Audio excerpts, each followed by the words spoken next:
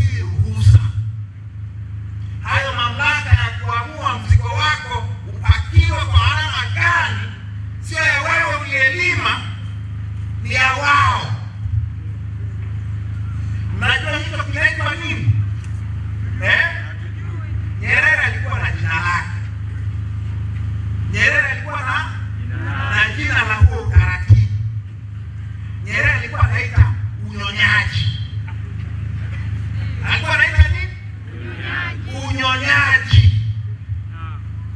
na walikuwa wanafanya huo utaratibu dhidi ya wananchi. Nyerere alikuwa anawaita wanyonyaji, alikuwa anawaita jina lingine makupe.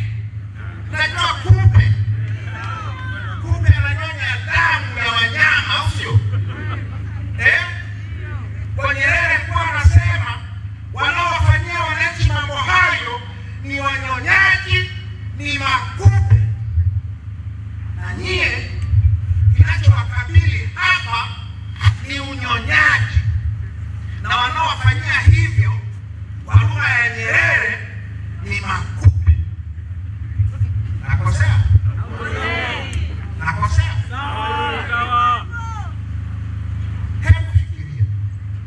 Hebu fikiria, unalipiaje timu ya mpira? Mimi niko Yanga, mimi ni Yanga, kwa hiari yangu ninalipia gharama ya wanachama wangu wa Yanga kwa hiari yangu. Wewe una hiari? Wewe una hiari? Wewe kosa lako ni kwamba unalima korosho. Ukilima korosho, adhabu yake shilingi 20 kwa kilo kwa Namungo. Utake usitake, unyonyaji. Hata mwitene ni unyonyaji, mnanyonywa. Mnafanywa nini? Mnanyonywa. Sasa hapo ni nje ya hayo makato mengine. Korosho bei 2,800 na lipo 1,800 au 1,700 zilizosema hapa. 1000 nzima wamekwenda nayo. Au nakosea? Kulima ulime wewe, usafishe shamba wewe, upige dawa wewe, kila kitu wewe, jasho likutoke wewe. Ikifika kwenye mapato wanakuja wanasema stakabadhi halali. Unyonyaji. Ukilima ufuta, na kuna ufuta sana kwa hii, au nakosea? Mapori, nimeona mapori yamefyekwa, watu wamelima, umekubali sana ufuta. Mahangaiko yote ni ya kweli. Nikija hapa mwezi wa 6 ndio mavuno, sio? Mtakuwa wote mnaambiwa kila mwenye ufuta stakabadhi halali. Au nakosea? Baadhi, kuna baadhi kila mahali hapa mnahangaika wenyewe. Hamna, serikali haina msaada wowote, mnajihangaikia wenyewe. Nikija hapa wakati wa mavuno ya mbaazi, mtaniambia mheshimiwa, hapa tunaliwa na stakabadhi halali ya mbaazi, ya ufuta, ya korosho. Ni nini? Ni unyonyaji. Mnanyonywa na serikali yenu na wale wanaojiita viongozi wenu na marafiki zao. Wanakula njama na watu wanaonunua mazao yenu, wanawapa hela nyingi, wanawapa wao hela nyingi, halafu nyie huku mnakuja kupewa hela kidogo. Kuna mkulima mwenye afadhali nchi hii? Hayupo. Kuna mkulima mwenye nafuu? Hayupo. Halafu wanaofanya hivyo, ukimuuliza hivi, wewe shamba lako la ufuta liko wapi? Hana. Na hospitali dawa hakuna. Ukimuuliza wewe shamba lako la korosho liko wapi? Hamna. Ukiuliza wewe shamba lako la mbaazi liko wapi? Hana. Ila anatajirikia mbaazi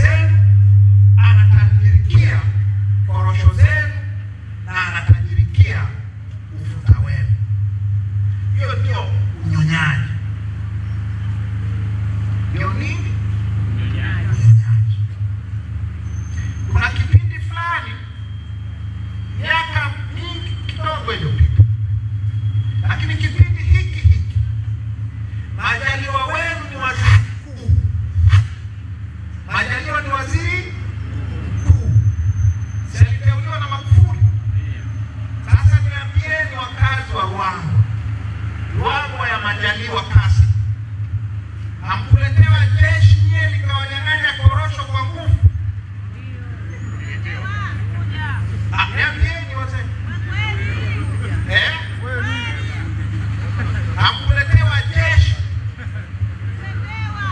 wakawanyang'anya korosho kwa mtutu wa bunduki? Haikuwa hivyo? Waziri mkuu ni nani? Majaliwa. Aliwateteni? Aliwateteni? Aliwateteni huko wazee wangu?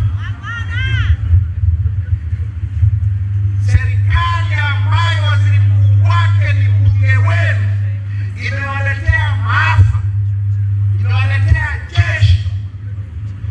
Wanajeshi wanafundishwa kupigana na wanajeshi wenzao, hawafundishwi kuja kunyang'anya raia mali zao. Lakini mliletewa jeshi hapa. Mikoa yote ya kusini inayolima korosho lililetwa jeshi la ulinzi la wananchi wa Tanzania, ndivyo linavyoitwa. Wakaja kufanya unyang'anyi wa korosho kwa ukatili mkubwa ajabu. Na Kassim Majaliwa alikuwa waziri mkuu wa serikali hiyo. Nani anayepisha? Hayupo. Mlipata haki yenu? Hatukupata. Kwa hiyo ni sahihi kusema mbunge wenu, waziri mkuu, ameshiriki na anaendelea kushiriki katika unyang'anyi unaofanyiwa na hawa wakubwa wa stakabadhi halali. Nakosea? Nikisema hivyo nitakuwa namuonea? Nitakuwa namuonea? Sasa hebu tujiulize, inakuwaje tunakuwa na viongozi wa aina hii?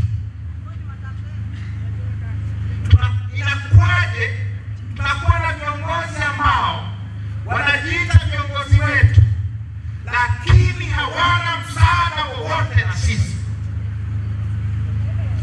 Inakuwaje? Jibu la hilo swali ni kwamba utaratibu wa kuwapata hao viongozi, ni wa hovyo.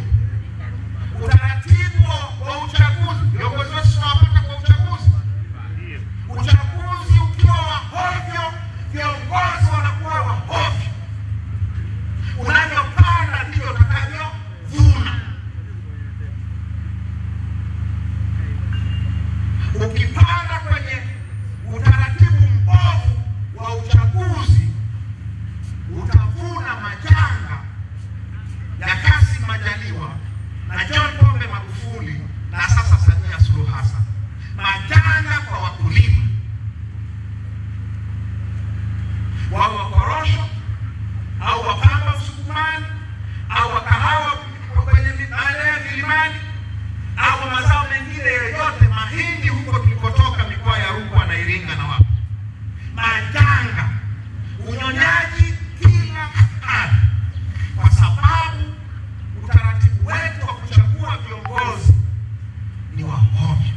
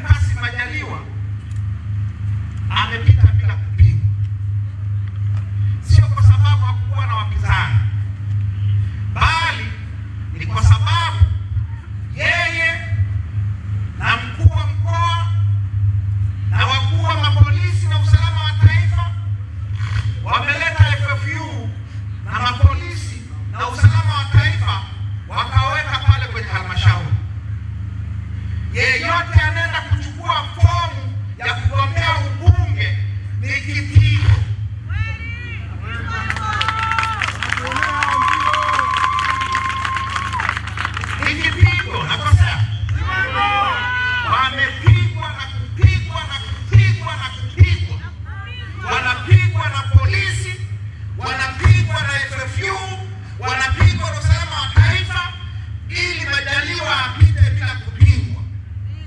Matokeo yake ni shilingi 20 kwa kilo makato kwa ajili ya Namungo. Matokeo yake ni shilingi 35 au shilingi 50 makato kwa kila kilo usafiri ndani ya wilaya. Matokeo yake ni stakabadhi ghalani kwa korosho, kwa ufuta, kwa maazi. Matokeo yake ni kwamba ukiwa na biashara hapa mjini hapa ni makato, lukuki, ni ushuru, ni tozo, ni nini. Matokeo yake ni kwamba wote mnanyona, unavyopanda ndivyo unavyochagua ndivyo utakavyopata uongozi unaolingana na ulivyochagua. Sasa sisemi nyie mmechagua kwa sababu hamkuchagua. Ukiwa na mgombea mmoja unachagua nini? Kuna uchaguzi hapo? Hakuna, sio? Kwa hamjachagua. Lakini matokeo yake ni yale ya umechagua vibaya au haujachagua kabisa. 20 kwa kilo na kuhusu ya Namungo, 35 mpaka 50 na kuhusu ya usafiri, stakabadhi ghalani na kuhusu, tozo na kuhusu, ushuru wa halmashauri na kuhusu. Ukipita barabara za vijijini, sijapita bila, lakini wakati wa mavuno ukipita mageti ya ushuru wa mazao ni kila barabara. Nakosea? Ukifika geti na hela toa, unatoa kwenye geti la kwanza, ukifika la pili toa hela. Uwe na mahindi, una muhogo, una samaki, una mbao, una korosho, kila chochote ulichotoa hela.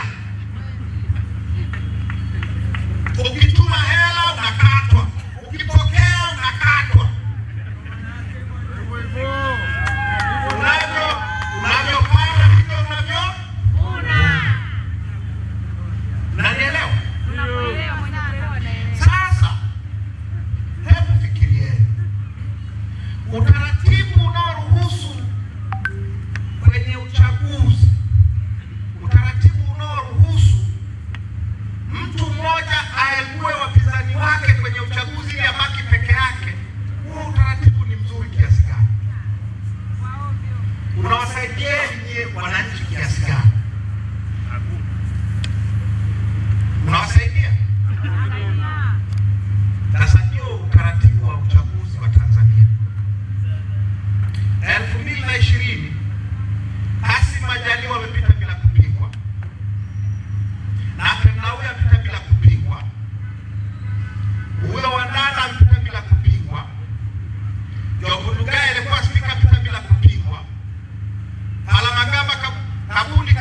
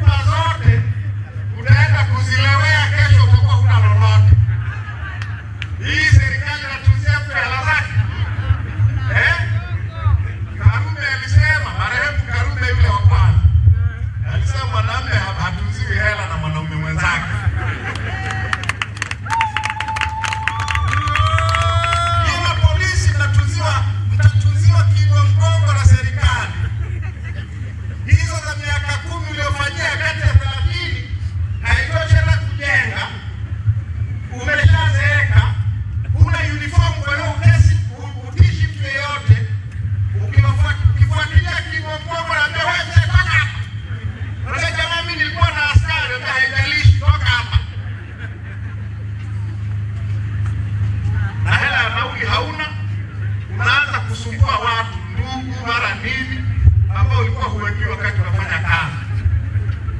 Unapata pressure, unaanguka, unakufa. Halafu tunakuja kusema Bwana ametwaa, Bwana alitoa, Bwana ametwaa. Kumbe umeliwa na kikokotoo.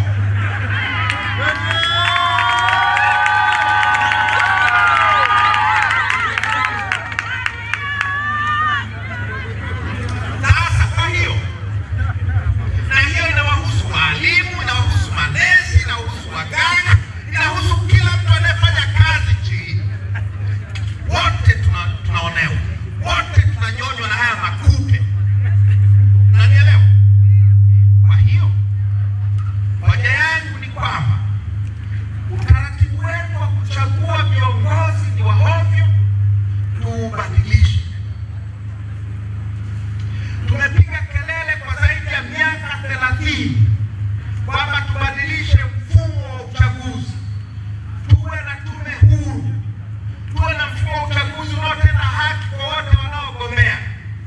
CCM wamekataa. Zamani walikuwa wanaruhusu ushindani, sasa hivi hawataki ushindani kabisa. Ndio maana ya kuegua hii. Ndio maana leo bungeni CCM ni 98%.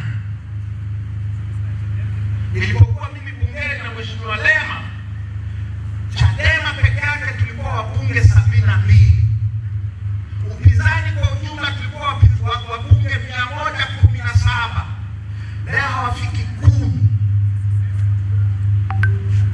Leo hawafiki 10. Kwa hakuna wa kutusemea bungeni, hakuna wa kutusemea kwenye halmashauri zetu, hakuna wa kutusemea kwenye mabaraza ya madiwani, hakuna kutusemea kwenye vijiji vyetu. Tumeachwa tunahangaikia kama kuku wa kienyeji. Tukiliwa na kimuru sawa, tukipatapata nani kidogo tunaliwa na stakabadhi halali. Tunachohitaji kupigania tuwe na mfumo bora wa uchaguzi ili tupate viongozi wanaofaa, ili tupate viongozi tunaowataka. Sasa hivi kura yako wewe hapa Ruangwa, iwe ya urais, iwe ya ubunge, iwe ya udiwani, iwe mwenyekiti wa kijiji, haithaminiki mahali popote. Hata kupiga kura kwenyewe usiku, wanakuambia huyu yuko peke yake, huwezi kupiga kura. Mbunge upigi kura, diwani upigi kura, mwenyekiti wa kijiji upigi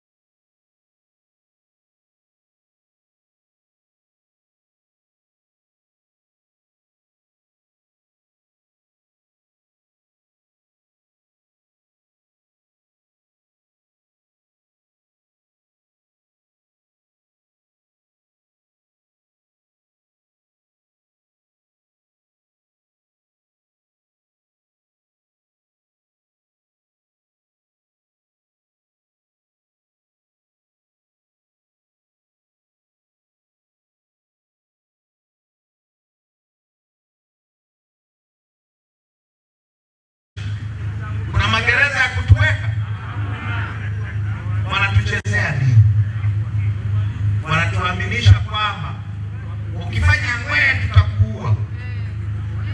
Bali kufa sikufa. Kwa nini tunasema inna lillahi wa inna ilaihi rajiun?